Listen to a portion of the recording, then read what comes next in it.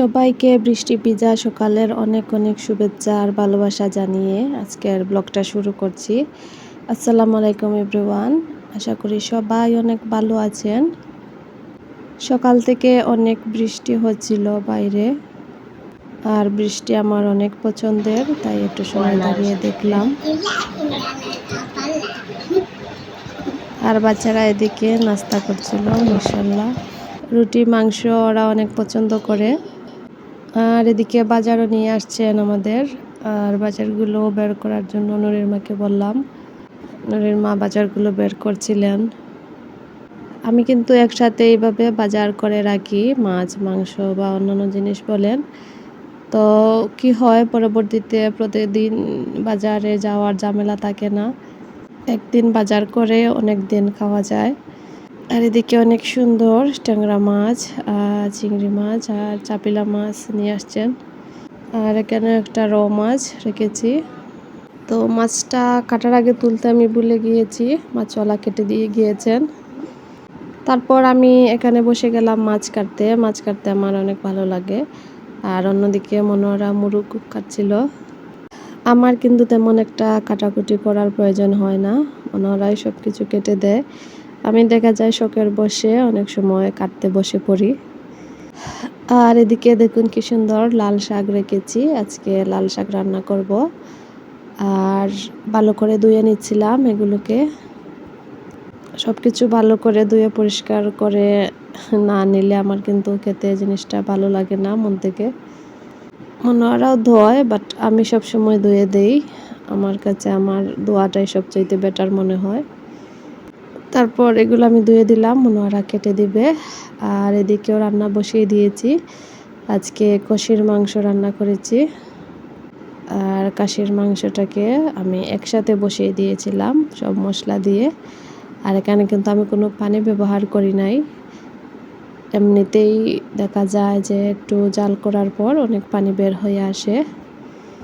আর এখানে দিয়ে দিলাম পরিমাণ মতো কাটা পেঁয়াজ। গরুর মাংস বা খাসির মাংস বলেন, মাংসগুলো কিন্তু অনেক শক্ত থাকে, যার কারণে এভাবে আমি কাটা পেঁয়াজ ব্যবহার করি। আর দেখা যায় গলে যায়, ব্লাইন্ড করার কোনো প্রয়োজন হয় না। আর এদিকে একটু বাগার দিয়ে নিচ্ছিলাম শাক রান্না করার জন্য। এই তো শাক কাটাও শেষ, এখন এগুলো আমি বসিয়ে দেব। লাল শাকের সিজন না, তারপরও লাল শাক পাওয়া যায় আলহামদুলিল্লাহ। কিন্তু সিজনাল লাল শাকের যে স্বাদ তেমন একটা লাগে না এখনকার শাকে। মাশাআল্লাহ, তো আমার তরকারিটা প্রায় হয়ে আসছে, এখন আমি নামিয়ে ফেলবো। অনেক মজার ফ্লেভার আসছিল। আর এদিকে বাচ্চাদের জন্য মাছ বোনা করব। মাছগুলোকে আমি ভালো করে একটু ফ্রাই করে নিচ্ছিলাম প্রথমে। রৌ মাছটা মাশাআল্লাহ অনেক বড় ছিল, প্রায় 4 কেজির মতন। আর এই তো মাছ বোনা হয়ে গিয়েছে। আর এটা ছিল বিকেল বেলায়। আমার ছোট বোন ওকে চুল বেঁধে দিচ্ছিল, মাশাআল্লাহ। আল্লাহুম্মা বারিক লাহু। আমার মেয়ে কিন্তু সাজগোজ করতে অনেক পছন্দ করে। ও নিজে নিজে আয়না দেখে ব্রু আর্ট করছিল, মাশাআল্লাহ। আমিও একটু রেকর্ড করে রেখে দিলাম, ও হয়তো বড় হয়ে কোনো একদিন দেখবে। আর এদিকে ও ঠোঁটে লিপস্টিকও দেওয়ার জন্য এটা খুঁজেছে আর আমাকে দেখাচ্ছিল।